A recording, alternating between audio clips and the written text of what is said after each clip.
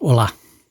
O filósofo francês Maine Debiran escreve que os seres humanos, com muita frequência, ignoram e não pensam naquilo que é óbvio. Achamos que conhecemos o óbvio, sabemos disso.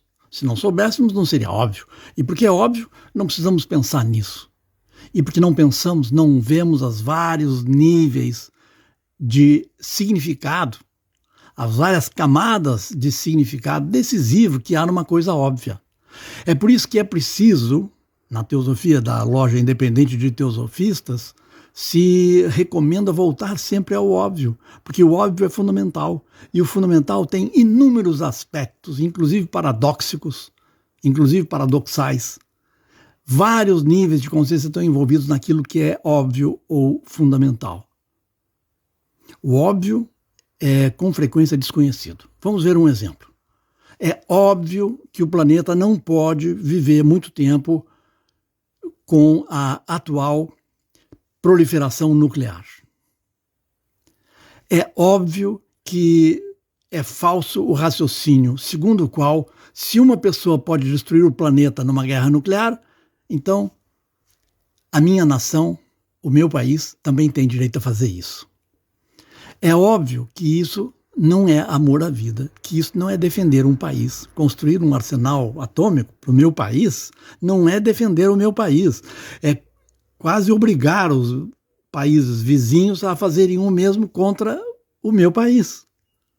É a marcha para o suicídio, é o culto da morte, é a adoração à morte. E o que nós temos que fazer é amar, fazer crianças, preservar a vida, defender as florestas, amar as árvores, agradecer ao cosmos pelo fato de a gente estar vivo e poder aprender alguma coisa em termos de sair da ignorância antes que morra o nosso corpo físico. Essas coisas são prioritárias para nós.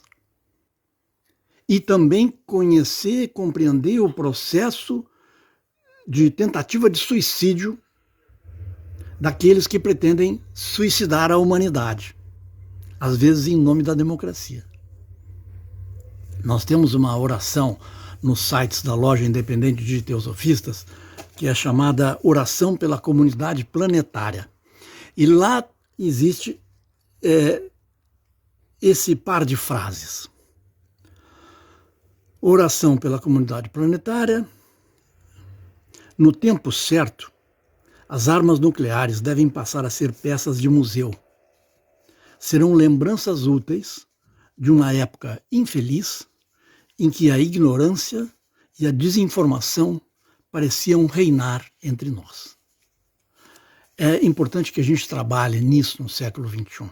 No século XX, tivemos Albert Einstein e multidões de pessoas anônimas como nós trabalhando contra a proliferação nuclear, contra a Guerra Fria, contra a guerra a favor do respeito à vida. Precisamos da mesma coisa no século XXI. Chefes de Estado honestos vão ter que tomar decisões difíceis, porque nem sempre palavras são ouvidas. Às vezes só os fatos são compreendidos. Vamos pensar o melhor dos chefes de Estado honestos, que se atrevam ou se atrevem já a combater a guerra e a combater o ódio entre as superpotências. Vamos apostar, vamos colocar a nossa pequena porção de energia de coração, de energia mental, de energia inclusive emocional, vamos colocar os nossos sentimentos nobres a serviço do bem da humanidade.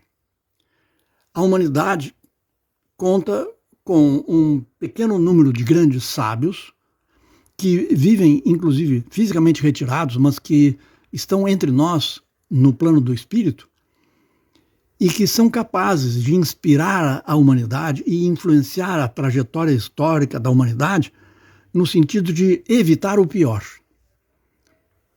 Helena Blavatsky, na obra A Doutrina Secreta, de 1888, ela discute a questão da proliferação nuclear e do perigo das armas nucleares chamando a energia nuclear de força etérica e chamando bombas atômicas de bombas etéricas.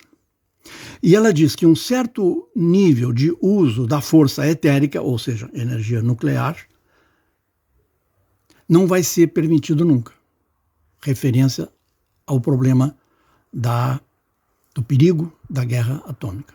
Então vamos somar as nossas mentes e as nossas melhores intenções, as mentes e as intenções de quem, como Blavatsky no século XIX, como Albert Einstein no século XX, queriam, querem e vão querer sempre o bem da humanidade e a paz entre as nações.